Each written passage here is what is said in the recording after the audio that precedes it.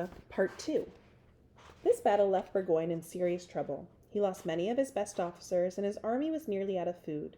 He wanted to try attacking the Americans one more time, but his soldiers were too tired. Still, he absolutely refused to retreat. Meanwhile, in the American camp, the uneasy relationship between General Gates and Arnold exploded. Gates wrote his official report to Congress on the Battle of September 19th. Even though Benedict Arnold had led much of the fighting that day, Gates didn't bother mentioning Arnold's name in the report. Arnold stormed into Gates' tent, accusing Gates of jealousy and disrespect. Gates calmly responded by removing Arnold from command. Gates ordered Arnold to go to his tent and stay there. Now a series of tense days and nights followed. By day, the Americans kept a constant watch for the attack they knew must be coming. By night, they were haunted by the barks and cries of hungry wolves that gathered in packs to scratch up the shallow battlefield graves. Wolves dragged out the bodies and, well, you can imagine, it was a rough 3 weeks. Then, on October 7th, the British attacked again. The top American officers raced to General Gates to get his battle orders.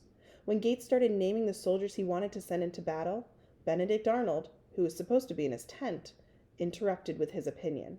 Arnold: "That is nothing. You must send a stronger force." Gates: "General Arnold, I have nothing for you to do. You have no business here." Arnold spat out a series of unprintable curses as he walked back to his tent. He paced back and forth for a while, listening to the sounds of the gunfire. Then he just couldn't take it anymore. He jumped on his horse and rode toward the battle, shouting, "Victory or death!" Gates ordered him to come back, but Arnold was already gone. Out on the battlefield, American soldiers cheered when they saw Arnold coming. Arnold rode all over the battlefield, leading charges and driving British and German soldiers backwards. During one charge, he was shot in the leg and fell from his horse. "Rush on, my brave boys," he called from the ground. And the Americans did rush on. This time, they won a clear victory over the British. Johnny loses the bet. Now, Burgoyne's only hope was to try to escape before the Americans attacked again. Baroness von Riedesel and his daughters climbed into a wagon and headed north. We had been warned to keep extremely quiet, she remembered. Thus we drove on all through the night. Little Frederica was very much frightened, often starting to cry, and I had to hold my handkerchief over her mouth to prevent our being discovered.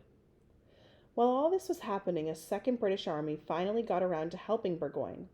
General Henry Clinton led British soldiers north from the Hudson River, capturing some American forts.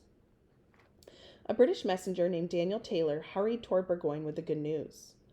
Taylor was spotted by the Americans while traveling north, however, and just before he was captured, he was seen to pull something out of his pocket and swallow it.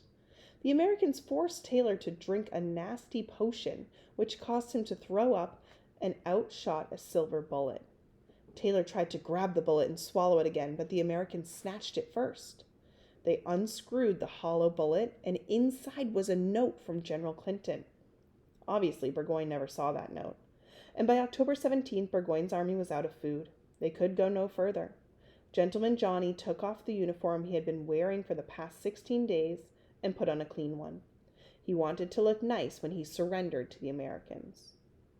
More than 5,700 British and German soldiers marched out to surrender. Trailing behind them were their pets they had picked up along their stay in the forests of New York, including foxes, raccoon, deer, and one black bear. "Thus ended all our hopes of victory, honor, and glory," said the British Lieutenant William Digby. Digby said that if he had been alone, he would have burst out crying. Some of the British felt even worse when they got a close look at the army that had just whipped them.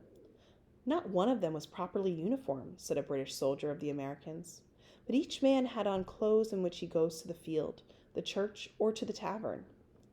No, the American soldiers didn't have fancy uniforms, but at Saratoga they gained something much more valuable, their first major victory over the British. Ben seals the deal. "The news of Burgoyne's surrender lifted us up to the stars," wrote John Adams. Wait till Ben Franklin finds out.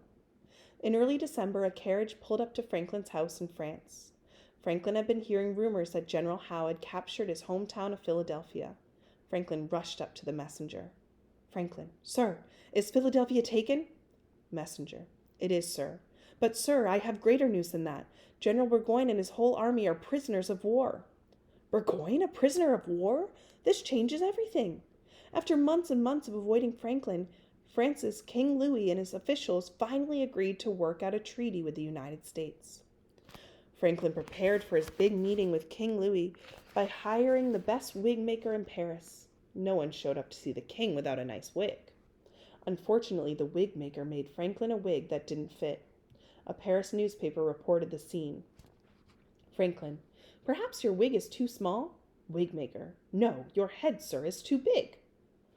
The newspaper reporter added his own comment. It is true that Franklin does have a fat head, but it is a great head. Anyway, Franklin decided to go to the palace in his plain brown suit and his plain bald head. The king's servants were horrified. At first, they didn't even want to let him into the palace. Everyone waited, too scared to breathe, as Franklin boldly stepped up to meet King Louis. Luckily, Louis didn't seem to care about Franklin's head one way or the other. He simply looked at Franklin and said, "Assure Congress of my friendship. I hope this will be good for the two nations." And that was that. Franklin's mission was accomplished. The turning point. Now you can see why the Battle of Saratoga is called the turning point of the American Revolution. The Continental Army had won its biggest victory yet over the British, and this victory convinced France, one of the most powerful nations in the world, to join forces with the United States. The members of Congress were so excited, they gave General Gates a special medal to celebrate the Battle of Saratoga. And at night, members and their wives did a new dance called the Burgoyne Surrender. Not everyone was dancing, though.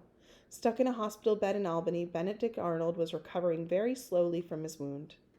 Army Surgeon James Thatcher reported, "Last night I watched with the celebrated General Arnold, whose leg was badly fractured by a musket ball while in the engagement with the enemy. He is very peevish and impatient under his misfortunes." It wasn't just the pain in Arnold's leg that was bothering him. He was tortured by the fact that Gates was getting the glory he felt belonged to him. We'll be hearing more from Benedict Arnold.